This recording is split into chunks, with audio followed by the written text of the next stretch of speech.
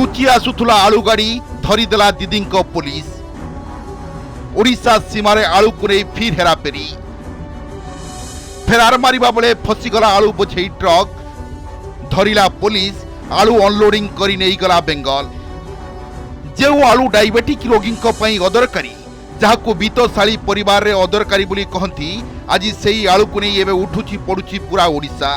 मयूरभंज मालकानगिरी भुवनेश्वर बालेश्वर सबुठी आलू को नहीं संगीन स्थिति। केउठी 60 तो आउ केउठी 70 रु खसुनी आलू।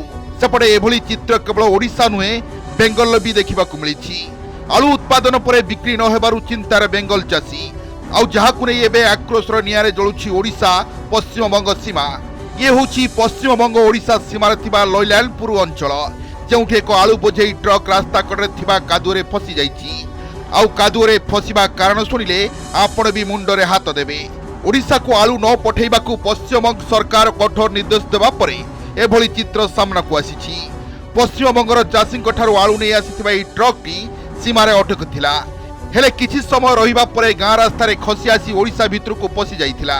बेपारी भाबिथिले ओडिशा रे फसी गले आलू सबु बिकी देई पुणी पळाई जिबे।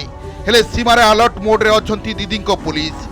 गोमुंडा बालिमो रास्ता देई ओडिशा को आलू आसुथबा खबर पाई पीछा करितला बेंगल पुलिस। आलू बोझेई ट्रक को एते जोरे गोड़ाइथिला जे तरबरिया भाबे आसुथबा गाड़ीटी शेषरे रास्ता कड़कू खसी पड़िथिला। सेथिरे भी मन बुझी नथिला पुलिस रो। आउ घटनास्थल रे पहुंची गाड़ी रे थिबा समस्त आलू बस्ता को अनलोडिंग करी अन्य गाड़ी रे बेंगल नहीं जाइथिला। सुनंतु ए नै कोन कहउछंती स्थानीय बासिंदा। देखंतु हमर ओडिशार पड़ोसी राज्य पश्चिम सरकार का मनमानी नीति जो चलैछि आलू पाई। आलू गाड़ी गोटे आज्ञा गोटे छोट रास्ता रे हमर 18 बाटिया लैलामपुर देखि आसुला हम ओडिशा को। से आलू गाड़ी पीछा पुलिस करथिले करला फल से दबिगला रास्ता कड़े दबिगला को पश्चिमबंगर किसी पुलिस ताको गुड़े गुड़े से आलू गाड़ी की धोइले। से आलू गाड़ी संपूर्ण आलू खाली करके पुणी से पश्चिमबंग को फेरे नहीं गले।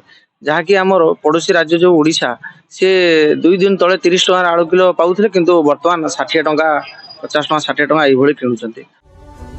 तेबे आलू को नहीं पड़ोसी राज्य रे एभली आक्रोशमूलक मनोभावर कारण कौन ना व्यवसायी बुझुछंती ना खाउटी। केवल चढ़ा दर रे आलू किणी समय को निंदुछंती।